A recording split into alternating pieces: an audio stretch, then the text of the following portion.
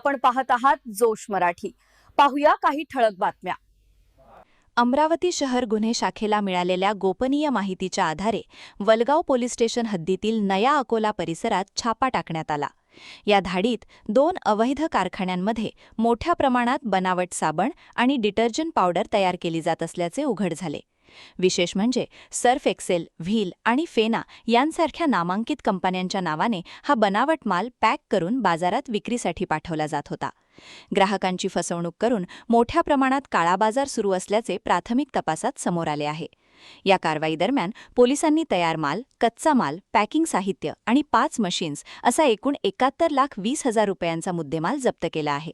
या प्रकरणी 4 आरोपींना ताब्यात घेण्यात आले असून पुढील तपास सुरू आहे।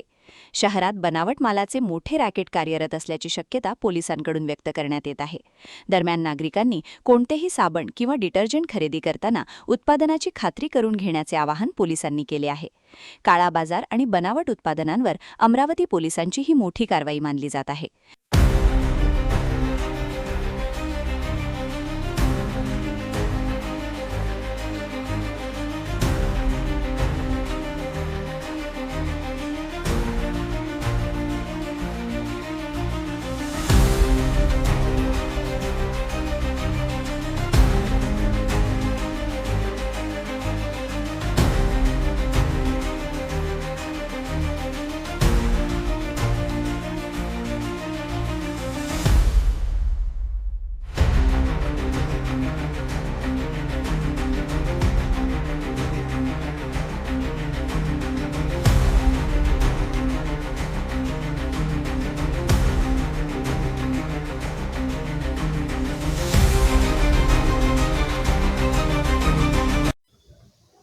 सर, गुन्हे शाखेच्या पथकानं बनावट निरमा फॅक्टरीचा भांडाफोड केलेला आहे। काय कारवाई आहे आणि काय सध्या माहिती आहे?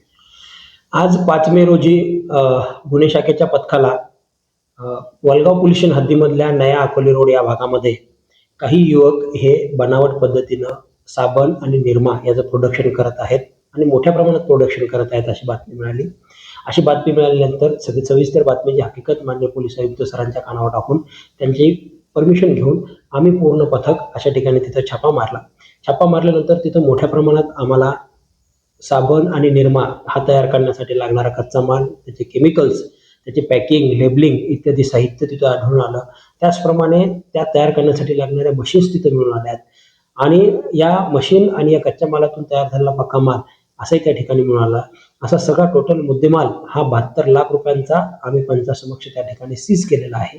सदरचं जे प्रोडक्ट बनवलेले आहेत हे कॉपीराइट अंडर प्रोडक्ट आहेत, त्यामुळे सदर कंपन्यांचे जे लीगल ॲडवायझर आहेत आणि कंपनीचे जे मालक आहेत त्यांच्याशी संपर्क करून त्यांनाही या ठिकाणी पाचारण करण्यात आलेलं आहे। सदरचा मुद्देमाल हा मागच्या 1 ते 1.5 ते 2 महिन्यापासून या ठिकाणी बनवत असल्याची प्राथमिक माहिती आहे आणि मोठ्या प्रमाणात हा मुद्देमाल इथं बनतो, तर तशा प्रमाणात तो वितरित झाला असण्याची शक्यता आहे। हा मुद्देमाल कुठं वितरित झालेला आहे, हा कच्चा माल कुठून आलेला आहे याबाबत गुन्हे शाखा संपूर्ण तपास करीत आहे। या प्रकरणी 4 आरोपींना ताब्यात घेण्यात आले असून पुढील तपास सुरू आहे। शहरात बनावट मालाचे मोठे रॅकेट कार्यरत असल्याची शक्यता पोलिसांकडून व्यक्त करण्यात येत आहे। दरम्यान नागरिकांनी कोणतेही साबण किंवा डिटर्जंट खरेदी करताना उत्पादनाची खात्री करून घेण्याचे आवाहन पोलिसांनी केले आहे। काळा बाजार आणि बनावट उत्पादनांवर अमरावती पोलिसांची ही मोठी कारवाई मानली जात आहे। या प्रकरणातील आणखी आरोपी आणि पुरवठा साखळीचा शोध घेण्यासाठी पोलिसांचा तपास सुरू आहे।